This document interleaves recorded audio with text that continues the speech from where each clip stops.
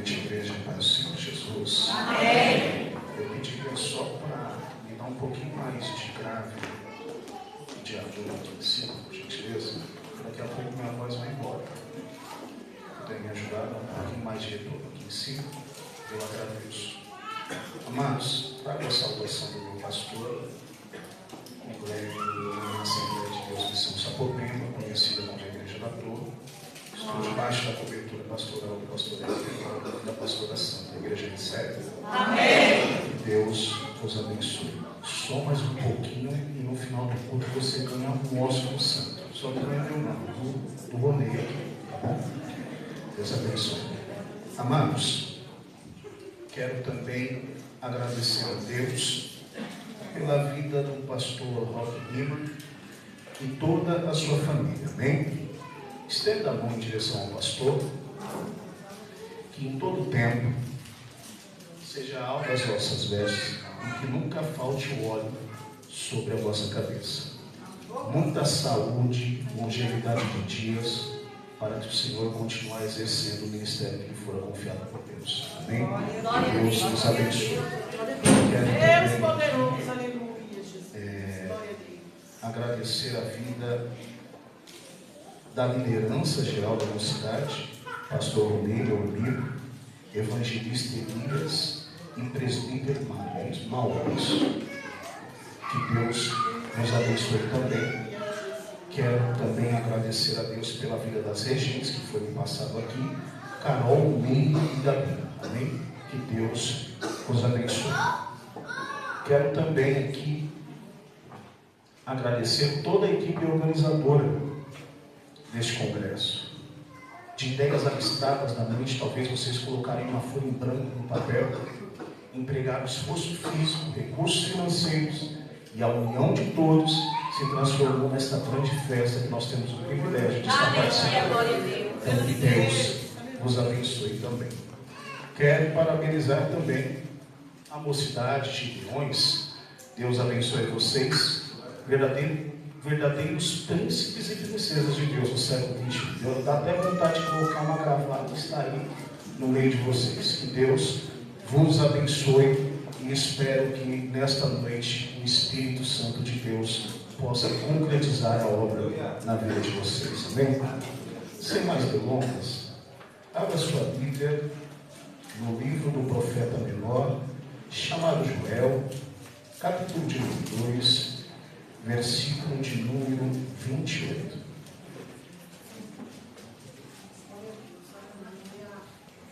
Quem achou, diga: eu sou crente.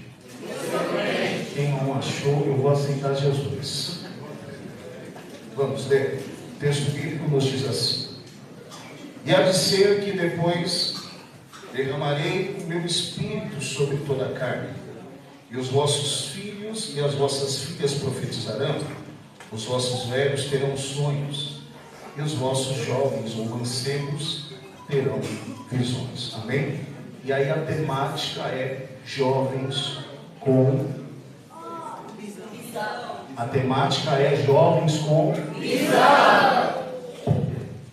Amados, embora eu tenha todo um script aqui, embora eu saí de casa com toda uma programação, eu sou bem sensível, assim como todos aqui, à voz do Espírito Santo. E o Espírito Santo, quando eu cheguei aqui, me falou: Bruno, a metade do script você não vai usar nada. Eu falei: mas como assim? Você vai falar da minha igreja a respeito de oração. Você vai trazer uma mensagem direcionada para os jovens. E depois você vai trazer uma mensagem direcionada para a minha igreja a respeito da oração. E eu não entendi. Eu falei: Deus, mas como assim? É congresso, eu me preparei, eu conheço o texto. Bruno, quem está na direção sou eu. Aleluia. Você é apenas um servo, um porta-voz, um canal. Quem vai fazer sou eu. Então, cabe aqui eu obedecer à vontade de Deus. Amém? Então, a priori, eu vou direcionar uma palavra voltada para a juventude e depois eu estendo para toda a igreja. Amém? Amém. Pois bem, só mais um pouquinho aqui em cima. por gentileza. O livro do profeta menor chamado Joel, ele contém 3 capítulos, 73 versículos. Joel, no hebraico, se pronuncia Yoel, que significa o Senhor é Deus, ou Yahvé é Deus. Joel é filho de Petuel, exerceu seu ministério profético no reino sul, em Judá, cuja capital é Jerusalém. Quem é esse homem? Esse homem, ele fora levantado por Deus para profetizar para a nação de Israel. A gente pode compreender este livro em 3 períodos ou 3 fases.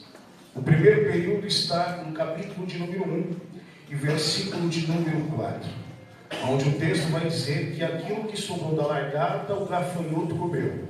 O que sobrou do gafanhoto, a lacusta comeu. E o que sobrou da lacusta, o purgão comeu. Como assim, irmão? Me explica melhor. Eu explico.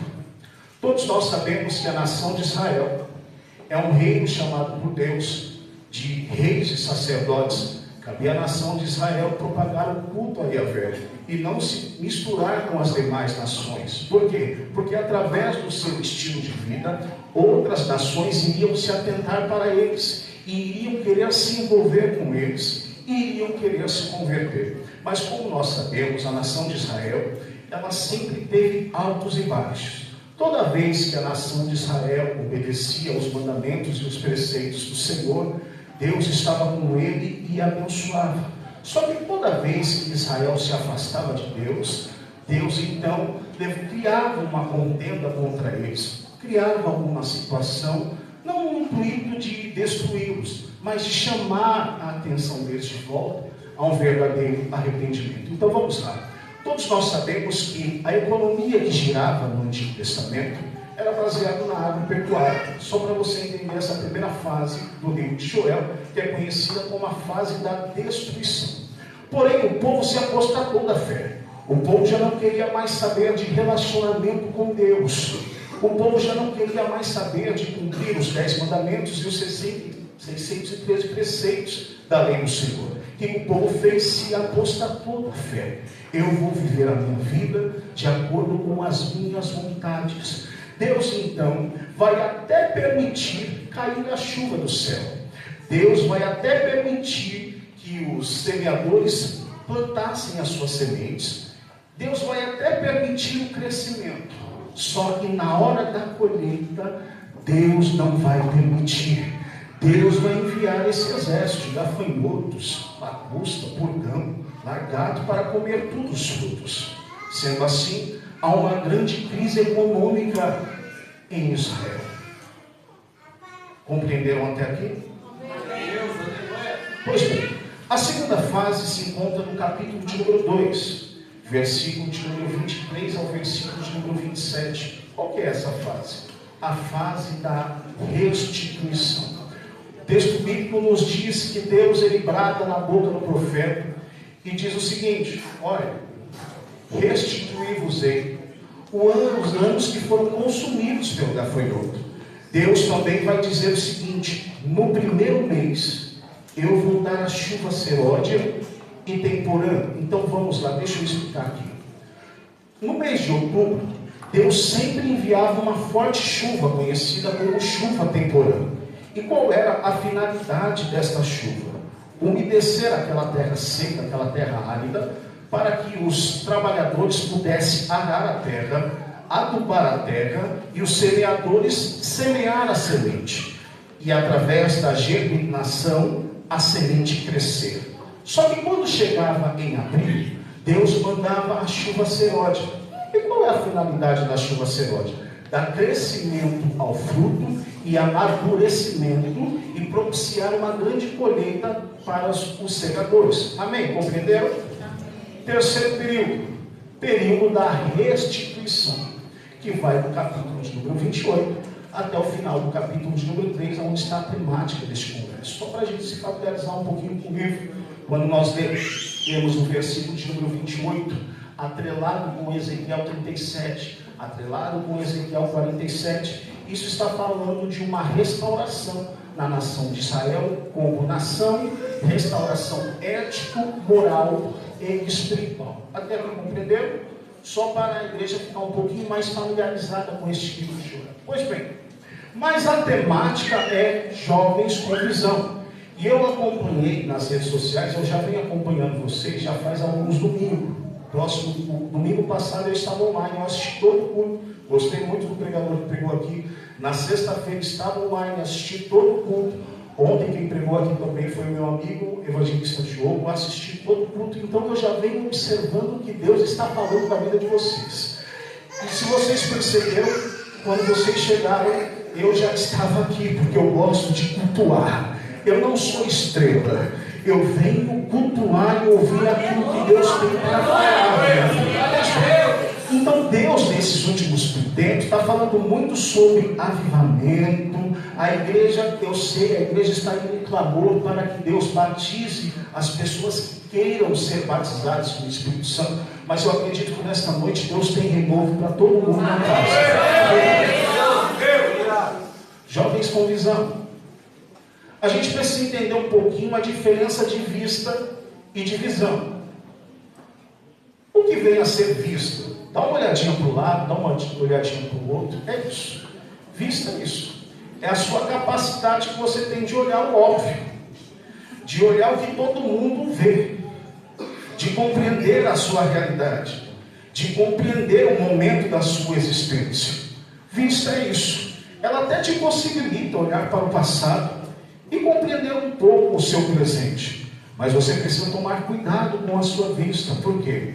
Porque a vista, com o passar do tempo, ela pode até te paralisar e fazer você olhar para trás. Eu explico. Certa feita, Deus, através dos anjos, vai enviar os seus anjos em Sodoma e Gomorra. E o anjo vai transmitir uma mensagem para a mulher de Ló, dizendo: não olhe para trás. O que é que tem por trás dessas palavras? É simples. A mulher de Ló era muito apegada com as coisas da terra. A mulher de Ló era muito apegada com a cultura daquela cidade. Então, quando Deus envia os seus anjos mensageiros para trazer esse alerta para ela, o que é que Deus quer fazer? Conceder uma grande libertação para ela. Ou seja, se desapega dessa cidade.